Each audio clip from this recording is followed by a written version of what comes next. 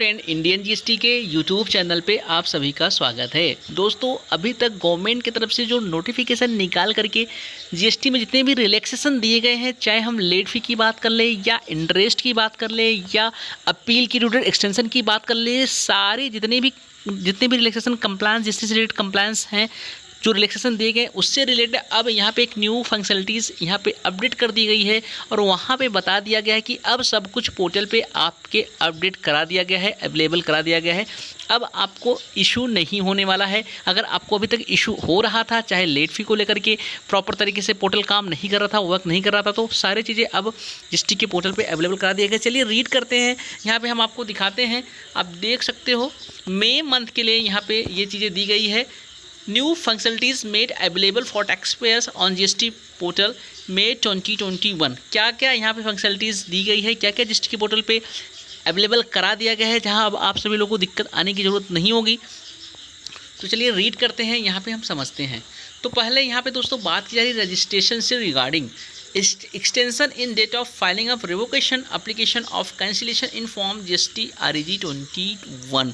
तो जिसकी आरसी जिन टैक्स पेयर की कैंसिल हो चुकी है एज वेल एज, लेकिन उसकी जो ड्यू डेट थी एप्लीकेशन डालने की, अगर 15 अप्रैल से लेकर के दोस्तों 29 जून, यहाँ पे 30 मई 2021 लिखा है, नीचे रेफरेंस लेकिन लिखा हुआ है रिमार्क्स में, 15 अप्रैल से लेकर के 29 जून तक जिस टैक्स पेयर का एप्लीकेशन फॉल कर रहा था रिवोकेशन डालने के लिए, अगर उन्होंने नहीं डाला है अभी तक, तो वो 30 जून तक एक्सटेंड कर दी गई है। आप अब डाल सकते हो जीएसटी के पोर्टल पे। अब ये फीचर्स अवेलेबल करा दिया गया है, अभी आपको इशू नहीं होगा। आप जीएसटी के पोर्टल पे जा करके ये अपना एप्लीकेशन डाल सकते हो। ये दूसरी पहली बात यहाँ पे ये बताई गई है। The time for filing the application for revocation of cancellation for those application for whose the due date to file the same falls between 15 April to 29 2021 has been extended 30 जून 2021।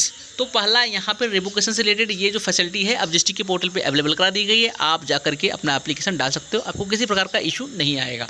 अब सेकेंड बात यहाँ पे क्या है दोस्तों, रिटर्न्स को ले करके The government has announced certain relaxation in filing of returns and other GST related compliances by taxpayer on account of the prevailing COVID pandemic. To know more about the same, please click the following links। तो यहाँ पे Covid pandemic की वजह से जितने भी relaxation अभी तक नोटिफिकेशन निकाल के गवर्नमेंट की तरफ से प्रोवाइड की गई है, उससे रिगार्डिंग यहाँ पे बोला गया है कि जीएसटीआर 2B अप्रैल 2021 के लिए जो जनरेशन थी वह होने लगा है जीएसटी के पोर्टल पे। अभी आपको दिक्कत नहीं होने वाली है।